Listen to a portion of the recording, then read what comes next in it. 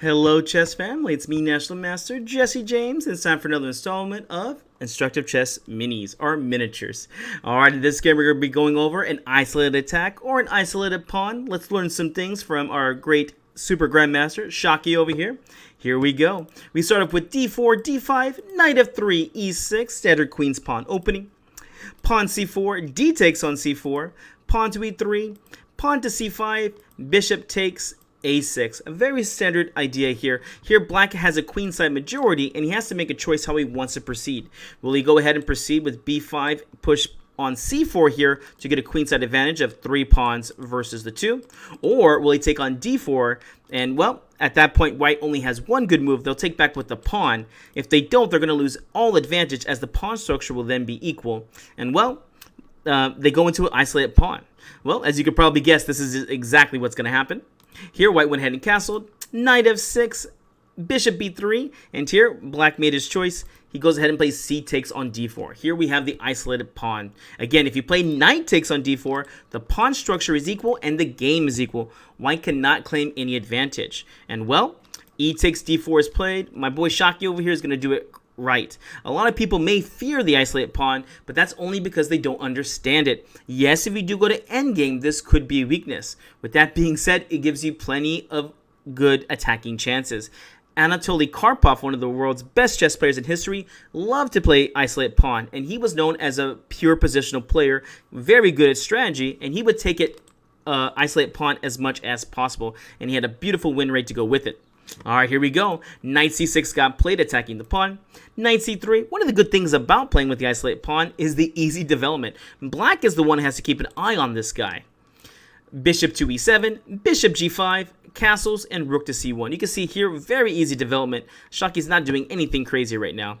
And here, a nice move by Andre over here. He plays knight to d5. Remember, when you're playing against the isolated pawn, the more trades, the better. If you get to that king and pawn endgame, that's just going to be an easy win for black. Because, well, with this pawn, it gives you extra space in the center, but the endgame is going to be bad. Remember, isolated pawn, there's a weak square in front of it. So black is also going to be trying to control the square as much as possible. Well, nice move here. Bishop to e3. Here, you're more than welcome to take on e3 here if you want to. F takes on e3. And I must say, I like this too. Computer doesn't like it as much, but here we're going to have two good mobile pawns, and we also have this nice rook here on f1 with an open file.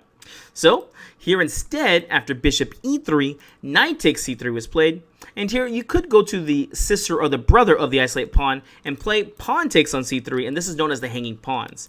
I think this is definitely a step forward because, well, you're going to be able to push forward in the center. You get more central space with your pawns, so I definitely like this. With that being said, Shockey was not having it and went ahead and played rook takes on c3. This might be a good idea as this is a rook lift, meaning the rook goes on top of the pawns. It can swing around here, especially for kingside attacks. As you could probably guess, that's what's going to be happening in this game.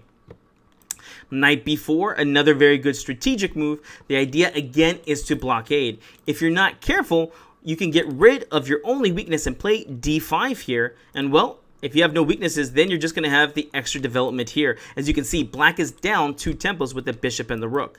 And this is why this move is both a good and a bad move here for black. Because after knight b4, well, again, you're moving the same piece twice, but you are going to control that square.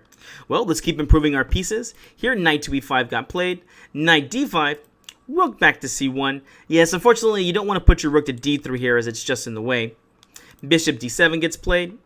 And, well, let's keep developing our pieces. Here, I think it's pretty easy, as I've mentioned a few times, what we're going to be doing. We're going for the king side, so let's bring that queen over there. Queen went to g4, bishop to b5, and, well, how did you know I was going to move this rook anyways? And, well, here Shockey does a nice in-between move, or intermezzoa, but before he does that, he goes ahead and plays bishop to h6. Here we go. We're getting our pieces over here, and we're now starting the attack. Of course, you know, you don't want to play pawn g6 here, as this will just lose the exchange right away, and even a piece if you're not careful. After bishop takes, bishop takes on e7, attacks the queen. So after you take back, well, you can take back over here, and now you're just up an extra piece. So here you have to figure out what are you going to do after this bishop to h6. You got to guard the checkmate on g7. Here he goes ahead and plays bishop to f6. And again, like I said, we want to move this rook anyways. Here comes the rook f to e1. Again, ideas with these rooks sliding up after a rook lift or Capablanca's rook will definitely be something that we want to play in the future. All right, here we go. Knight to e7 got played. An interesting idea here. It looks like he's trying to get the knight to g6 to block out this bishop from attacking on g7. And another good idea is, well, the queen is now putting pressure on d4. This is a very common bad strategy for many people who play against isolated pawns. They know they're supposed to blockade it, but you know what's even better than blockading the passed pawn? Attacking it. They forget that they can actually attack the pawn. So here, knight e7 does come with the idea of actually putting pressure on the pawn finally. All right, here the bishop runs back to d2 over here. Queen to d6, typically a very good square for this queen. Here maybe even bishop takes e5 ideas are in the future. And well, unfortunately for black over here, he falls for one of the standard tactics in this position. At least if you know how to play isolated queen pawn, or IQP. All right, white to move. What do you play here to get a winning position? All right, hopefully you're taking a look at this. You feel free to push pause if you have to. What do you do here? Here we have the beautiful and very thematic sacrifice of knight takes on f7. This works out beautifully here. And well, how could you not take this piece? Here, king takes would just be a major downside, as after rook takes on e6, you can see there's too many discoveries happening here. So, well, what do you do here? You're going to go ahead and take with your rook. And well, here comes the game. Bishop takes would be a good idea, but rook takes on e6 is the main idea. Hey, can't we just take here on d4? You're more than welcome to. The best move here was played, which was queen to d7. What was wrong with queen takes on d4? Well, here you simply just lose another piece. White to move and win. What do you do here? Simple chess. Here we go. Queen takes on d4, bishop takes on d4, and now rook takes on e7. And you're going to be losing at least the exchange here. Yes, you're more than welcome to grab a pawn here on f2, but after king h1, oof, things are looking very, very bad for black now. Back to the game. Here, after rook takes on e6, now there's many different ideas here, especially with the discovery threat, which is a very, very strong one. Here, the queen went to d7, and again, white to move and win. Shockey is one of the most creative chess players we've got to see in a long time. All right, hopefully push pause. Hope we try to find the idea. Here, remember, always look for unprotected pieces. In this case, we got the unprotected queen. How do we take advantage of that? Here we go. Rook takes on f6 exclam.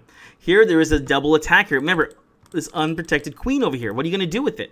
Well, I guess you can go ahead and take on g4, because if you don't, well, I mean, what else can you play here? I guess rook takes on f6 can't get played. G takes on f6 can't be played. So here you have to exchange the queens, or you're just going to be down a piece.